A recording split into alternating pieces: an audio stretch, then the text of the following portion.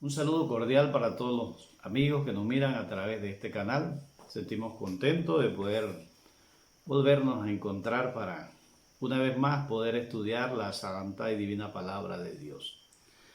En esta ocasión quiero invitarles para que podamos abrir la palabra de Dios en el capítulo 3 del libro de Apocalipsis. Apocalipsis capítulo 3. Vamos a leer a partir del versículo 15 y 16. La palabra de Dios dice de la siguiente manera: Conozco tus obras, que ni eres frío ni caliente. Ojalá fueses frío o caliente. Porque eres tibio, ni frío ni caliente, estoy por vomitarte de mi boca. El versículo 15 y 16 que hemos leído en esta oportunidad hace referencia a la iglesia de Laodicea. Tenemos que decir que la iglesia de Laodicea abarca un periodo de la última iglesia cristiana. La palabra de Dios encontramos que la experiencia cristiana se divide en 7 periodos. La iglesia de Laodicea es el último periodo de la iglesia cristiana. Periodo que dio inicio en el año 1844, va hasta el fin del tiempo. El mensaje que el testigo fiel, que es Cristo, que le envía a esta iglesia en este periodo, es muy importante para cada uno de nosotros en el tiempo presente. El testigo fiel le está haciendo un dictamen a esta iglesia. Y esta iglesia tiene un serio problema. Dice la palabra de Dios que no eres frío ni eres caliente. En otra palabra, eres tibio. Ojalá fueses frío o caliente. Y en el versículo 16, el testigo fiel, que es Cristo, le hace una seria advertencia. Porque eres tibio, ni frío ni caliente, estoy por vomitarte de mi boca. Para la iglesia de Laodicea, los miembros de esta iglesia conocían perfectamente el término tibio, ya que en la ciudad tenían unas pilas de aguas termales y esas aguas tenían propiedades sanadoras. El estado de tibieza, tomándolo espiritualmente, de acuerdo al testigo fiel, es un estado que es muy peligroso. Es un estado que tiene a la persona con una conformidad, con una falsa seguridad.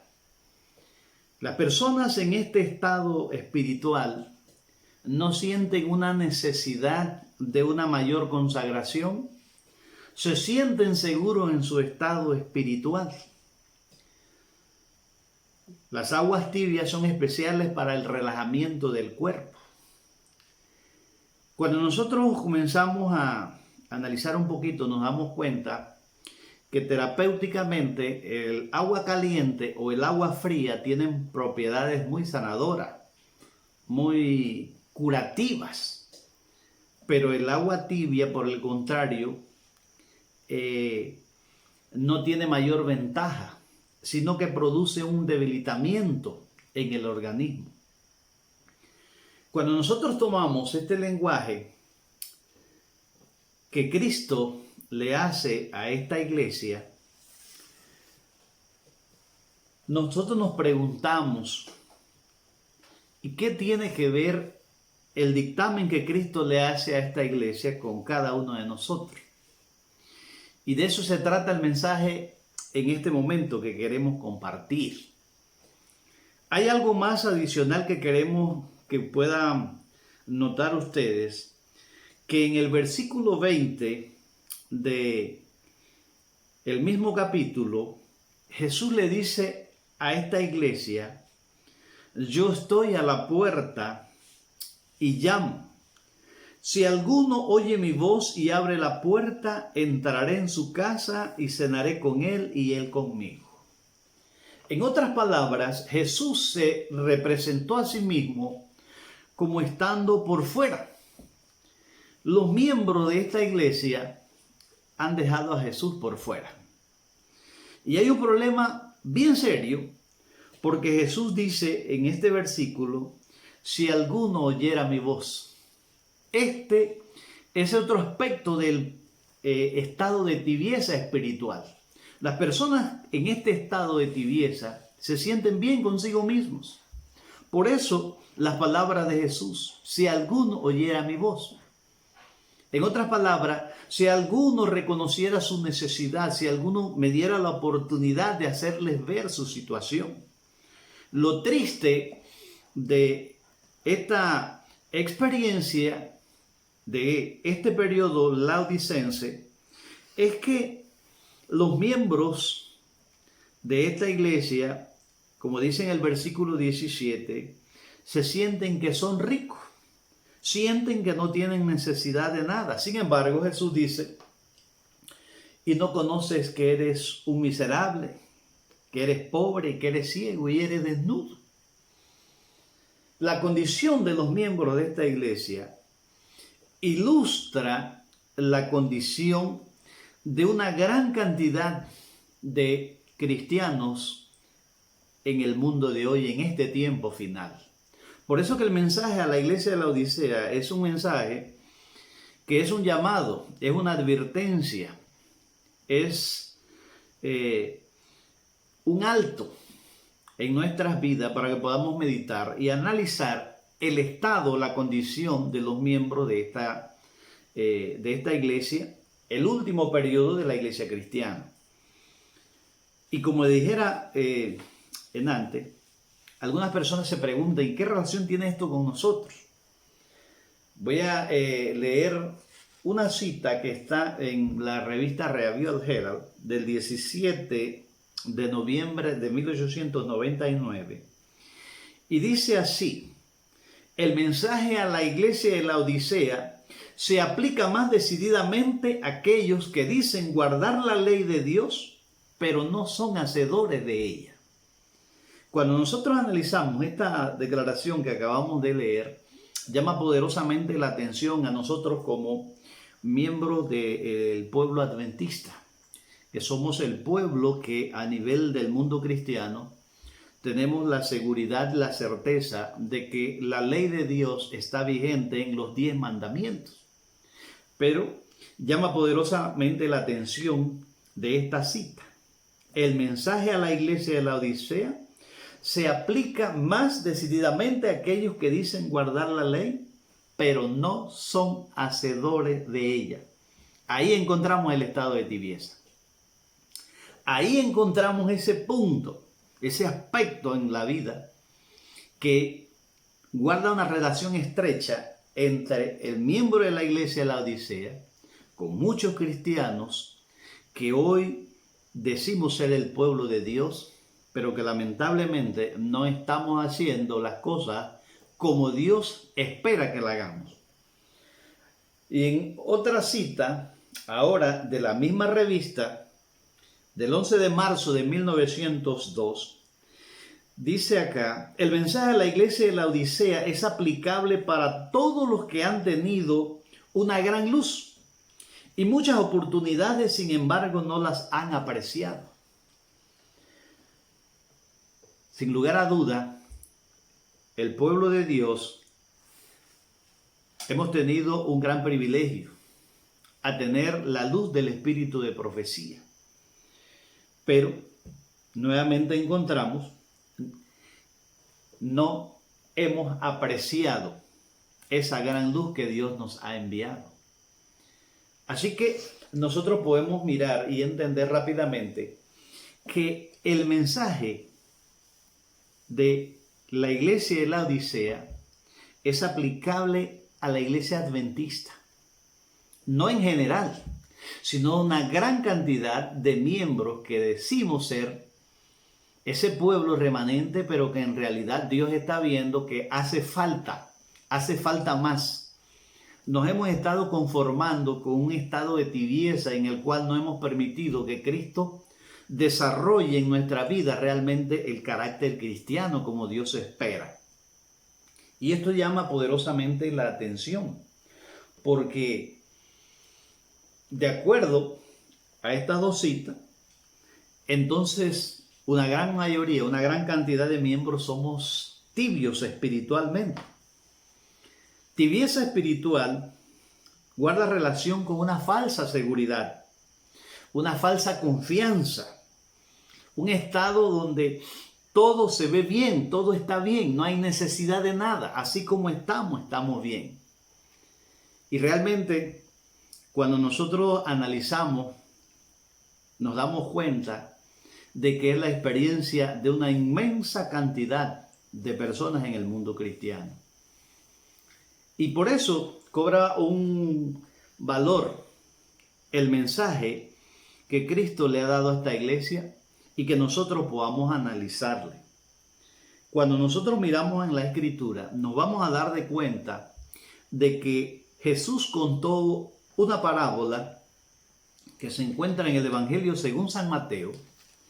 Y en esa parábola nosotros vamos a encontrar un paralelismo o vamos a encontrar las mismas características representadas acá en esta iglesia. Y les invito para que podamos mirar el Evangelio según San Mateo, el capítulo 25, y vamos a leer a partir del versículo 1. Dice así la palabra de Dios. Entonces, el reino de los cielos será semejante a 10 vírgenes. Miren esto, 10 vírgenes que tomaron sus lámparas y salieron a recibir al novio. Un aspecto importante es que Jesús dijo, el reino de los cielos será semejante a 10 vírgenes. Y el término de virgen representa pureza, representa santidad, o sea, un pueblo que aparenta ser puro, santo. Y dice la palabra que tomaron sus lámparas. Nuevamente se repite, todas tienen sus lámparas. La palabra de Dios nos enseña, lámpara es a mis pies tu palabra, una lumbrera en medio del camino. La palabra de Dios entonces nos enseña que el pueblo de Dios de los últimos días, todos tendrían sus lámparas. Y todos, dice, salieron a recibir al novio. Se describe entonces otro aspecto importante. Todos tienen ese deseo de encontrarse con el novio, con el esposo, para ir a esa fiesta de boda. Aquí nosotros miramos, en esta declaración hay 3 propósitos que indican que hay una apariencia de sinceridad, hay una apariencia de integridad, de propósitos. Pero cuando nosotros leemos el versículo 2, vamos a mirar algo. Y ahora dice Jesús, 5 eran prudentes y 5 insensatas. Ahora nos damos cuenta que Jesús nos está diciendo que aquellas 10 que aparentan ser virgen, que aquellas 10 que tienen sus lámparas, aquellas 10 que salen a recibir al novio porque están interesados en recibirlo. Ahora Jesús dice, 5 realmente no son puras, 5 son prudentes y 5 insensatas. Aquí está ese estado de tibieza enmarcado rápidamente. No todas las 10 realmente son puras. Hay 5 que son descuidadas. Hay 5 que son confiadas. Hay 5 que están dormidas en una falsa seguridad. Y llama poderosamente la atención cuando nosotros leemos en el libro Palabras de Vida del Gran Maestro, lo que Jesús quiso ilustrar con esta parábola. Cuando nosotros leemos en la página 336, el tercer párrafo, dice así el espíritu de profecía. Mientras Cristo estaba sentado mirando al grupo que esperaba al esposo, contó a sus discípulos la historia de las 10 vírgenes para ilustrar con este suceso la experiencia de la iglesia que viviría precisamente antes de la segunda venida de Cristo Jesús. Date. Jesús mismo está contando que esta parábola ilustra la experiencia de la iglesia que viviría precisamente antes de la segunda venida de Jesús. Y se refiere a la iglesia que dice guardar los mandamientos de Dios, la iglesia que dice tener el espíritu de profecía, o sea, el pueblo de Dios. Pero la parábola nos enseña rápidamente que hay 5 de ellas que realmente no reúnen las condiciones que aparentan ser, que aparentan decir tener. Eso es lo interesante. Y aquí nosotros encontramos entonces, si la Odisea es el último periodo de la última iglesia, noten ustedes, la parábola de las 10 vírgenes fue contada para ilustrar, ¿verdad?, con este incidente, la experiencia de la iglesia que viviría precisamente antes de la segunda venida de Cristo. Entonces, la parábola de las 10 vírgenes con el estado de la iglesia de la Odisea guarda una relación muy estrecha. Y aquí esto se pone interesante porque entonces nos ayuda a nosotros a entender en qué consiste ese estado de tibieza espiritual con el cual Cristo le ha dicho a la iglesia: quiero que salgas, abandones ese estado y de lo contrario te vomito de mi boca. Y ninguno de nosotros esperamos o queremos que esa sea nuestra experiencia.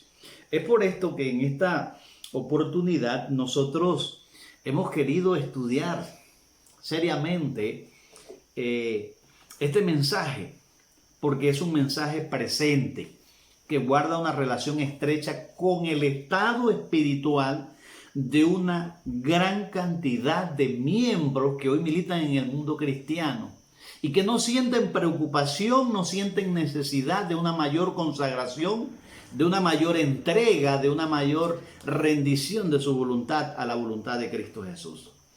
Y quiero ahora leerle, vamos a concentrarnos precisamente en el estado de las 5 vírgenes insensatas.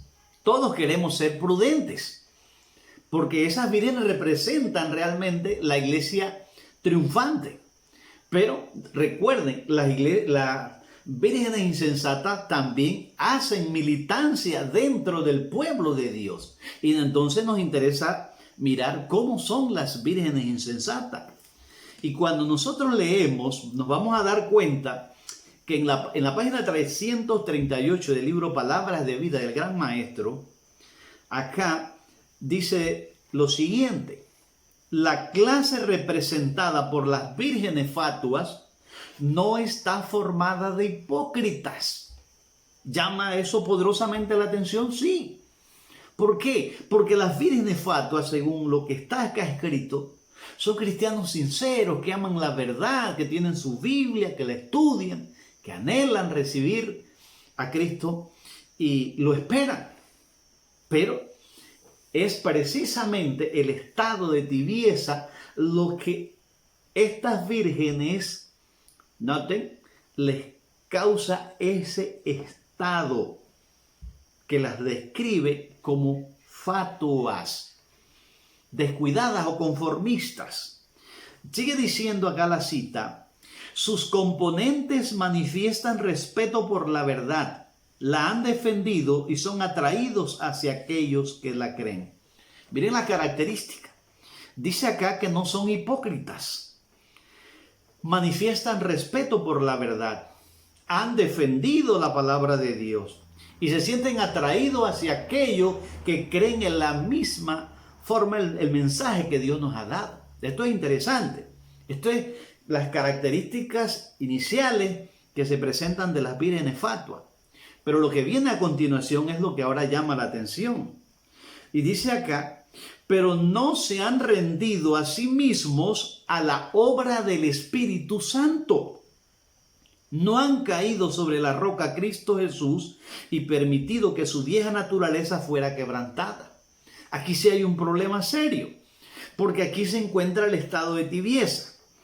Son sinceras, aman la verdad, la respetan, la han defendido, se sienten atraídos, pero no se han rendido, no se han entregado completamente a la obra del Espíritu Santo. En otras palabras, conservan en su naturaleza carnal, en su naturaleza humana, defectos de carácter. Hay inclinaciones, hay pasiones, hay cosas ocultas que Dios rechaza y que las vírgenes fatuas no han entregado a Cristo Jesús.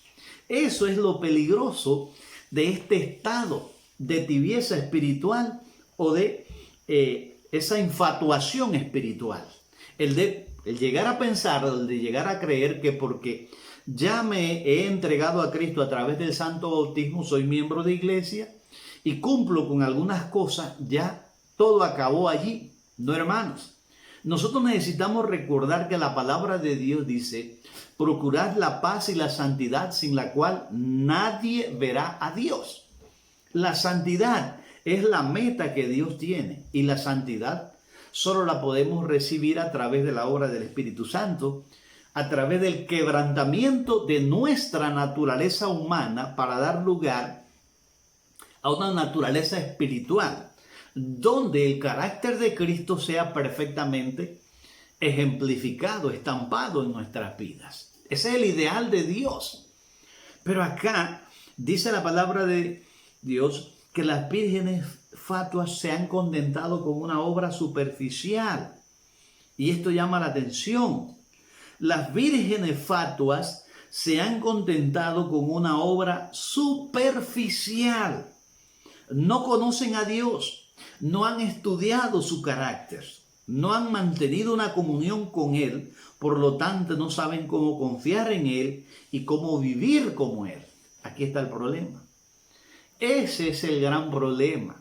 Una obra superficial es llegar a pensar, nuevamente les repito, que ahora que ya me encontré con Cristo, que ahora que soy un miembro de iglesia, hasta ahí llegó todo. Solo tengo que creer, solo tengo que cuidarme de algunas cosas, de no hacer algunas cosas, de hacer otras, y ya todo está alcanzado. Pero no es así. Eso no es así. ¿Y saben algo? Dice acá un párrafo en la página 339 que las vírgenes fatuas son la clase de personas que en tiempo de peligro claman paz y seguridad. En eso es que está precisamente ese estado de ser fatua, un estado de inseguridad. Dice acá: arrullan sus corazones con la seguridad y no sueñan con peligro. Hay una falsa confianza, una falsa esperanza, hay una falsa seguridad. Este tipo de miembro es el que no ve peligro, el que no siente mayor necesidad. Ya pues, como conoció, como tiene su Biblia, como ha estado cada día ahí, aparentemente firme y anclado en Cristo, no necesita de una obra mayor, pero no es así. Este tipo de cristiano es aquel que no sueña con ningún tipo de peligro, no sueña con alguna improvisación en el camino donde se llega a necesitar de esa obra interna del Espíritu de Dios. Mis amigos, que en esta ocasión estudiamos esta gran parábola y ese gran mensaje a la iglesia de la Odisea, es un llamado poderoso que encontramos en la Escritura de una situación que se daría precisamente en medio de la iglesia que estaría esperando la segunda venida de Jesús. El apóstol Pablo le escribe a Timoteo en esa carta de 2 de Timoteo 3, el versículo 1 en adelante. Pablo le escribe a Timoteo: esto ten en cuenta, que los últimos días vendrían tiempos peligrosos, porque habrían hombres amantes de sí mismos, avaros, vanagloriosos, soberbios, blasfemos, desobedientes a los padres, ingratos, impíos, sin afecto natural, desleales, calumniadores, intemperantes, crueles, aborrecedores de lo bueno, traidores, infatuados. Esa es la condición de la iglesia de Laodicea. Infatuado, una persona que cree algo que en realidad no es. La iglesia de Laodicea dice: yo soy rico y no necesito nada. Las vírgenes fatuas se sienten tranquilas, se sienten seguras, se sienten que no hay peligro y que no hay mayor necesidad de hacer mayores esfuerzos.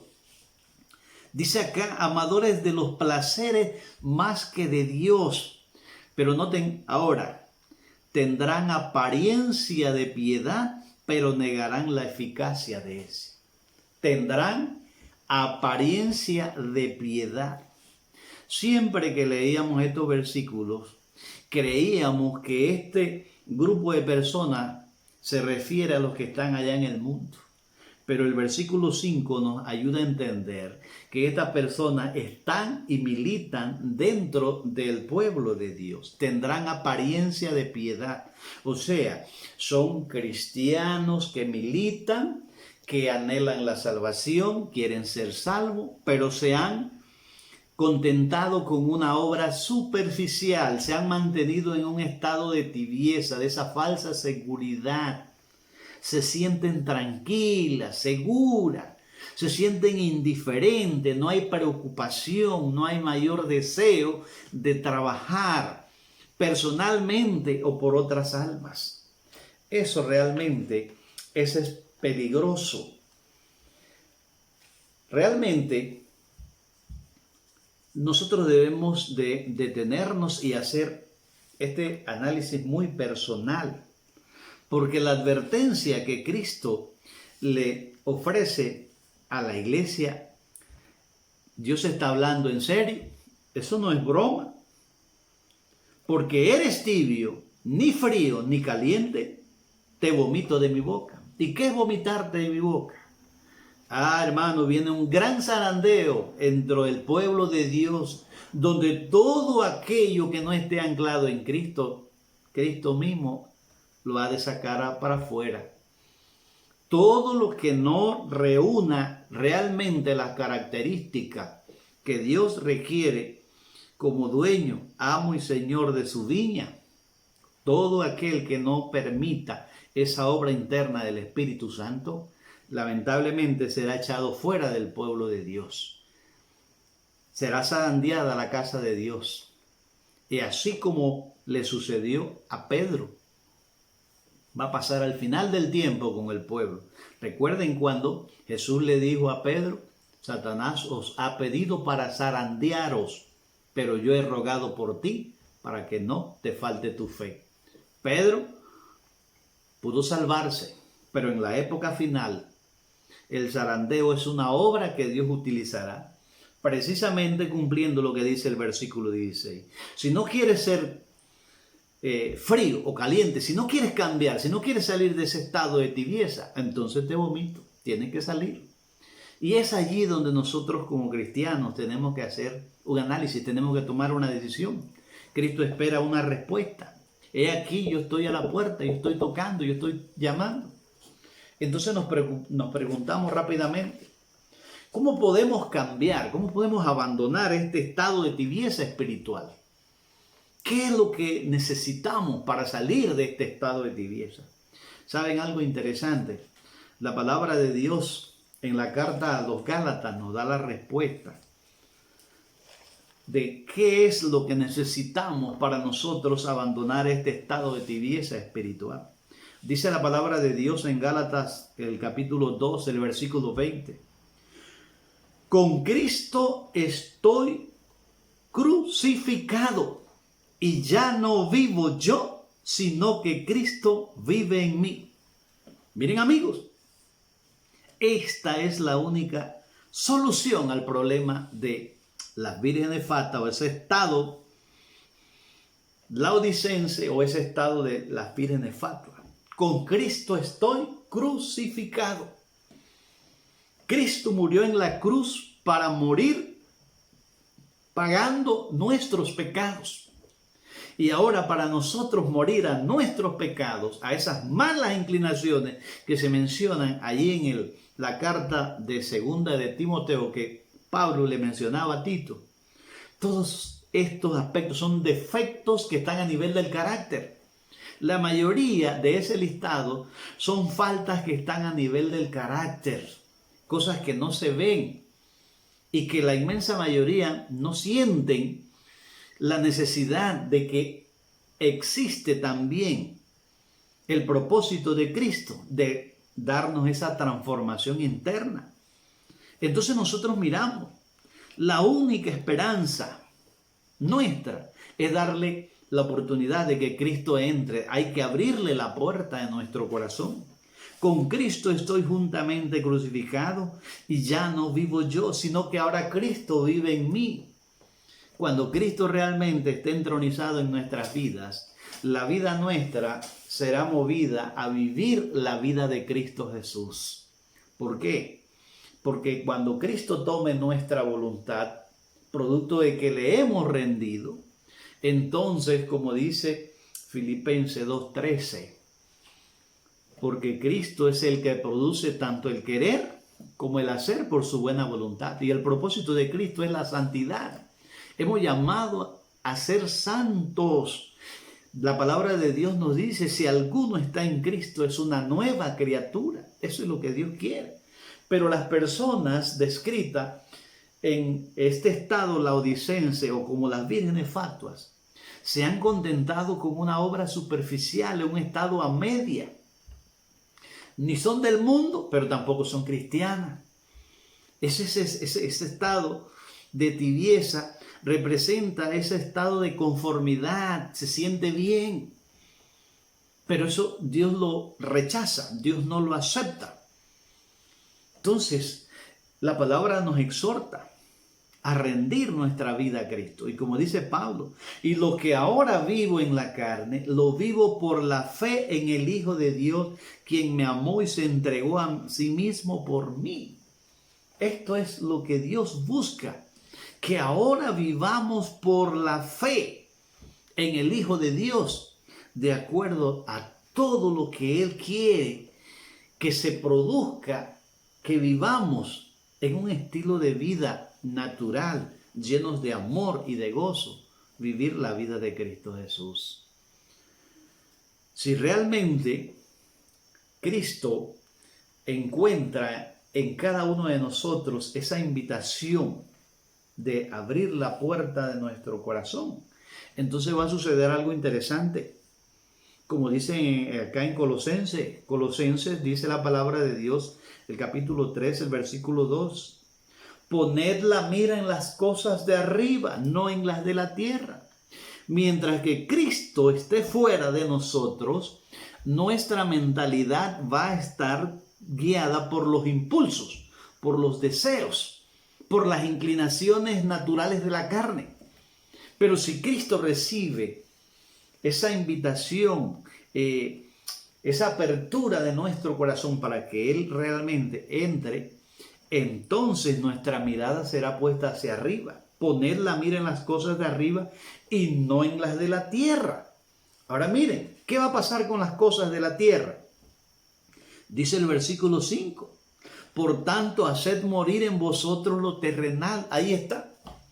Solamente cuando Cristo tome ese control, cuando nosotros le rindamos nuestra voluntad, cuando sintamos la necesidad de que no podemos por nosotros mismos y le permitamos que Él tome ese control, vamos a mirar que se van a dar dos cosas. Número uno, nuestra mirada va a inclinarse a ese deseo, ese anhelo de alcanzar las cosas de arriba.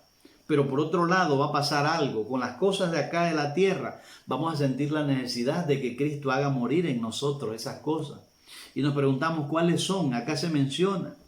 Versículo 5 de Colosenses 3. Haced morir en vosotros lo terrenal. ¿Qué cosa? La fornicación, la impureza, las pasiones lascivias.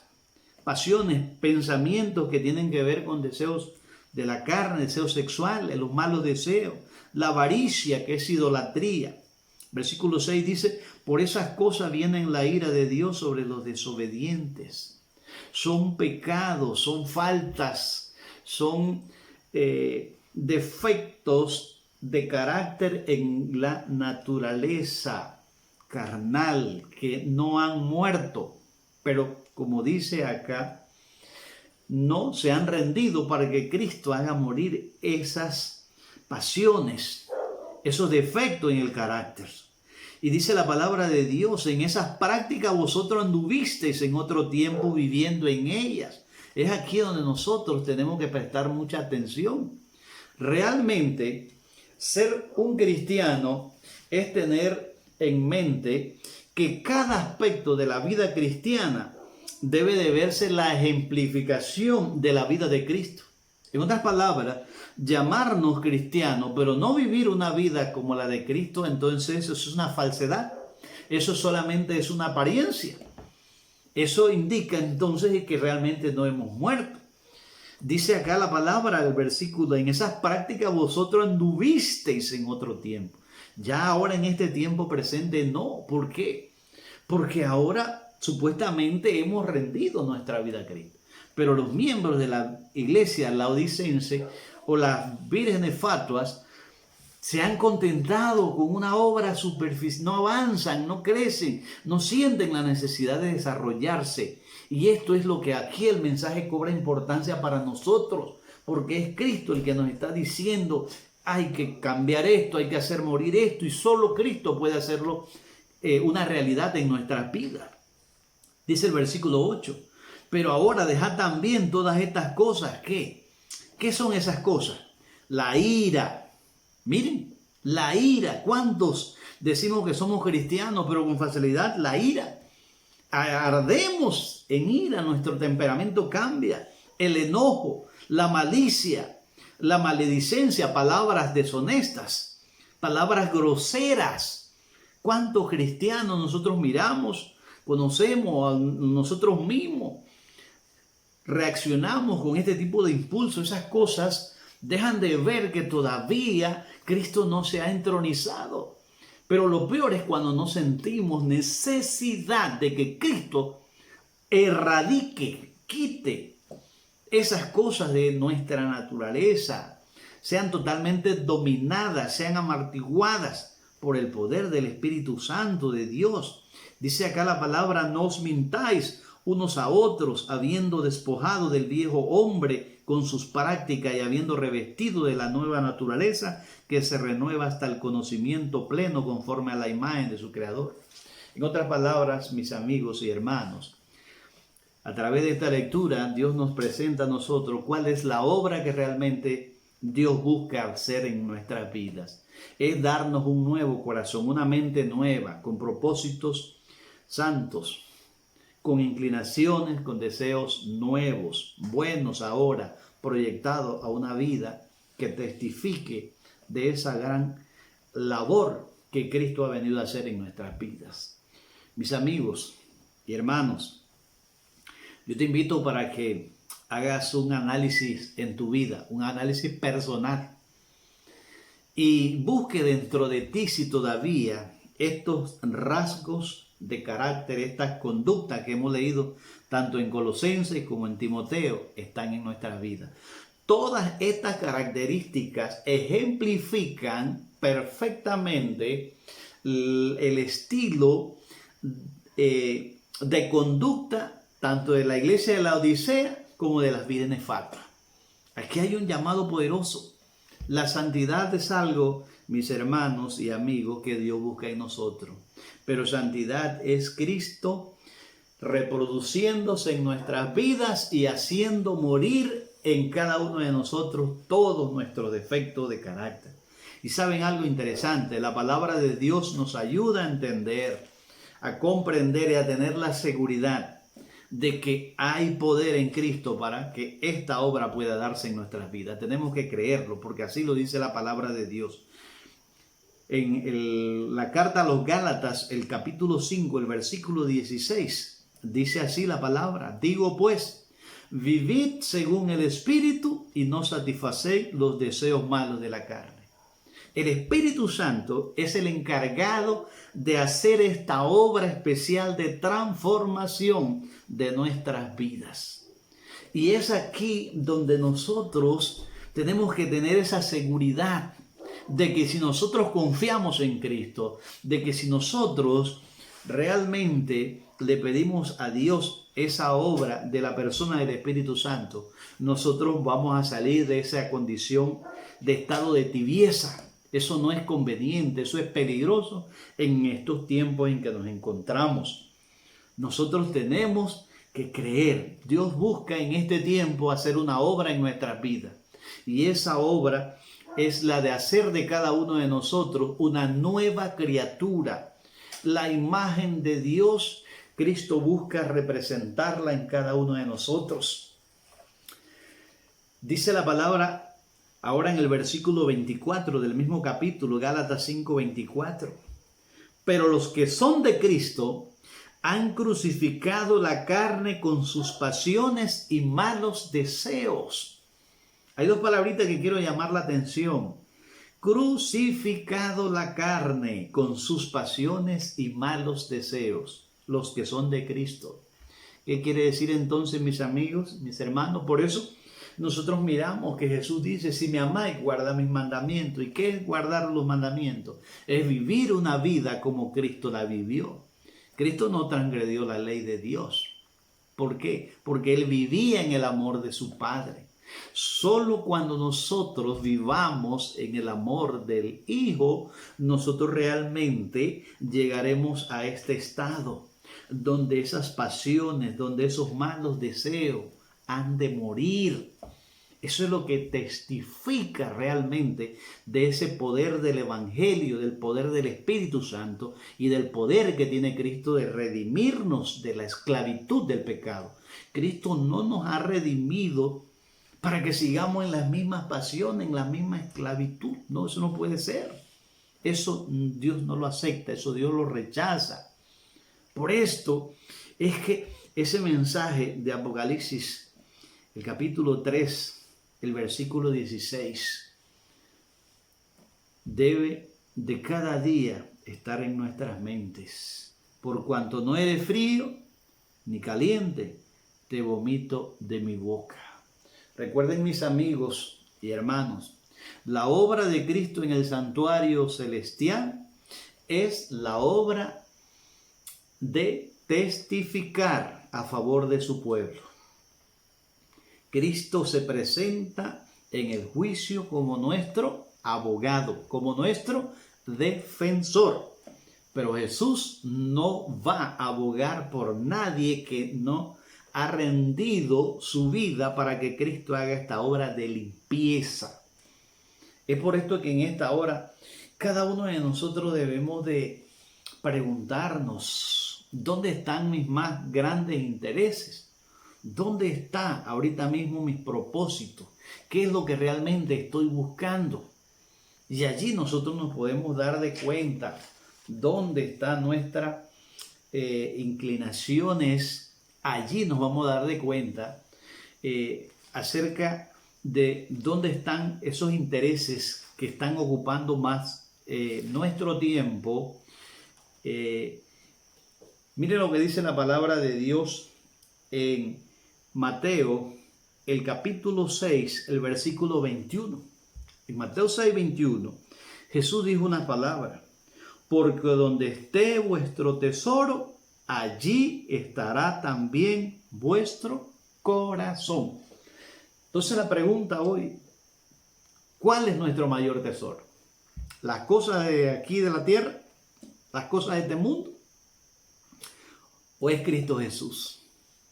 Si Cristo Jesús es nuestro tesoro, entonces nuestra vida va a ser totalmente diferente. ¿Por qué? Porque, como decía Pablo, ya no seremos nosotros, sino que Cristo será en nosotros lo que Él quiere de cada uno de nosotros. Será un placer vivir, actuar, caminar, pero de acuerdo a la voluntad de Cristo Jesús.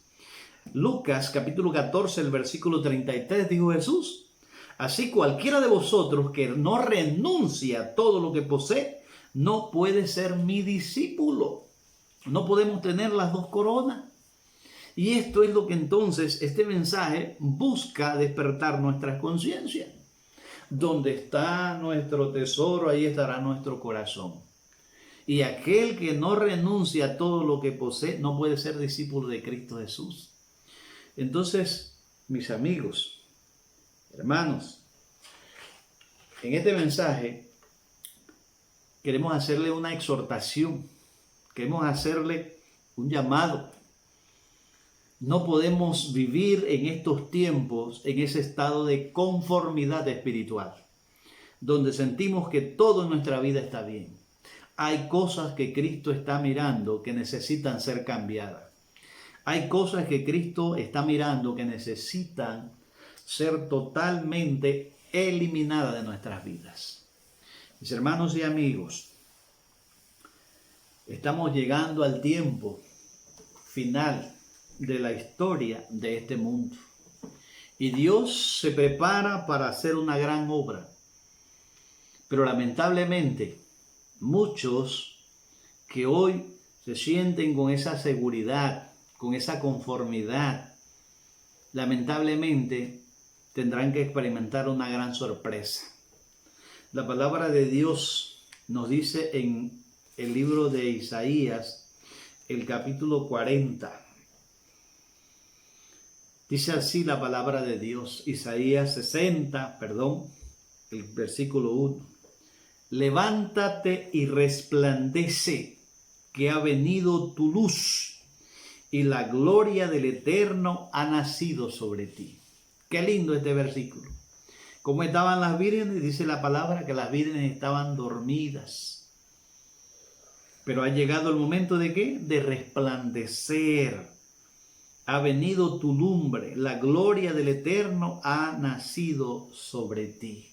La gloria de Dios tiene que ver con su carácter perfecto, ese carácter de amor, ese carácter que será reproducido en todos aquellos que realmente acepten la invitación de Cristo, que puedan abrir la puerta de su corazón. Mi hermano, mi hermana, mi amigo, joven, que miras en este momento este mensaje, yo te hago esa exhortación de parte de Dios. Es momento de resplandecer. No tenemos luz propia, pero Cristo nos ofrece a cada uno de nosotros envolvernos con su gloria, que son los atributos de su carácter.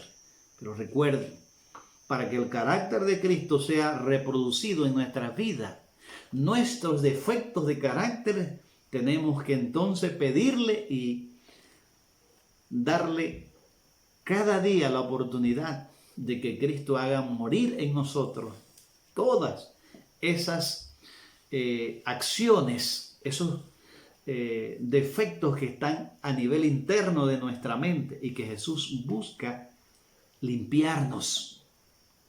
Que no seamos nosotros, como dice la Escritura allá en el Evangelio según San Mateo, el capítulo 23, sepulcro blanqueado, que por fuera aparentamos ser limpios, justos, buenos, pero por dentro estamos llenos precisamente de lo que hemos estado mirando. Dios quiere hacer una obra mayor, una obra profunda, una obra que abarque todo el ser, tanto internamente como externamente. Por eso Dios está llamando a su iglesia, a su pueblo y todo aquel que escucha su palabra. La gloria del Eterno ha nacido sobre ti, porque tinieblas cubrirán la tierra y oscuridad las naciones. Miren, amigos, lo que dice la palabra. Viene el momento en el cual Dios se aleja de todo aquel que no ha hecho de Cristo su habitación, de todo aquel que no ha hecho de Cristo su luz. Entonces Dios se aparta, Dios lo abandona. Pero sobre su pueblo, sobre aquel que es sincero, que es honesto, que anhela y se esfuerza, pero sobre ti nacerá el Eterno y sobre ti será vista tu gloria. ¿Qué promesa más grande? Esas son promesas que Dios las va a cumplir. Y no importa si hoy estamos caídos, Dios promete hoy que si nosotros abrimos esa puerta de nuestro corazón, de nuestra voluntad y le invitamos, Cristo va a hacer una obra maravillosa. Y termino con una lectura que está en este libro Palabra de Vida del gran maestro. Dice en la página 343, los últimos rayos de luz misericordiosa, el último mensaje de clemencia que ha de darse al mundo es una revelación de su carácter de amor. El último mensaje de clemencia es la manifestación del carácter de Cristo a través de su pueblo. O sea, el mundo entero va a presenciar en todo hijo de Dios esa obra maravillosa. Allí se evidenciará del poder de Dios de transformar esas naturalezas rudas, de hacer morir aún los defectos que nosotros podamos pensar que es imposible. Esto nos ayuda a entender. Dios está haciendo una obra maravillosa, pero en aquellos que le dan la oportunidad. Y dice acá, los hijos de Dios han de manifestar su gloria. En su vida y carácter han de revelar lo que la gracia de Dios ha hecho por ellos. Este es el mensaje poderoso que Dios va a enviar a este mundo. La manifestación de la gracia y el poder de Dios se evidenciará cuando el pueblo de Dios se presente en una vida como la vida de Cristo Jesús. Como dice la palabra de Dios en el Evangelio según San Mateo, capítulo 24, el versículo 14. Este mensaje del reino será predicado por testimonio. Y entonces vendrá el fin. Y el testimonio que el pueblo de Dios ha presentar es lo que acabo de leerles. Los últimos rayos de luz misericordiosa, el último mensaje de clemencia que ha de darse al mundo, es una revelación de su carácter de amor. Es el amor de Dios lo que todo hijo de Dios hemos de buscar. Y para que en nuestras vidas reine el amor, tiene que morir el odio, el rencor, la envidia, los celos, las explosiones de ira, la maledicencia, las enemistades, los pleitos, las envidias, los celos, las contiendas, la fornicación, todo eso. Entonces, mis amigos y hermanos, joven que me has escuchado en esta hora, Dios te llama en este momento a través de su palabra.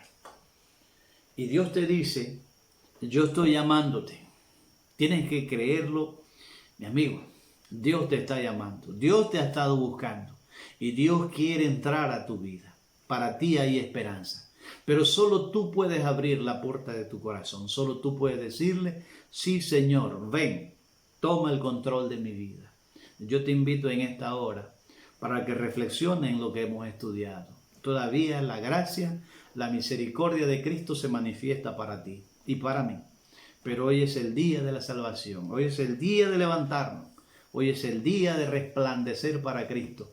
Hoy es el día de permitirle a nuestro Salvador que su gloria sea vista en nosotros. Que Él haga esa obra maravillosa. Si esa es tu voluntad y tu decisión, manténla firme. Aférrate a Cristo Jesús, que hay esperanza y con Él saldremos más que victoriosos. Gracias, Padre, por tu amor. Gracias por tu palabra. Gracias por tus orientaciones. Ayúdanos, oh Dios. Solo en ti podremos alcanzar la victoria. Solo con darte lugar para que tú tomes nuestra voluntad, podremos cumplir ese ideal. Por nosotros mismos nada podemos hacer. Pero gracias que tú te has ofrecido para hacer esa obra. Tómanos como enteramente tuya y haznos victoriosos por tu gracia y por tu poder. Bendice a todos nuestros amigos que nos han estado mirando, que han estado escuchando, y todo aquel que escuche este mensaje, oh Dios, toca su corazón y ayúdale a ver y a entender que tú le amas y quieres experimentar en él la salvación, la vida eterna y una transformación en su vida. Gracias, Padre, te lo agradecemos y lo imploramos en el nombre de Cristo Jesús. Amén. Dios le bendiga y le guarde.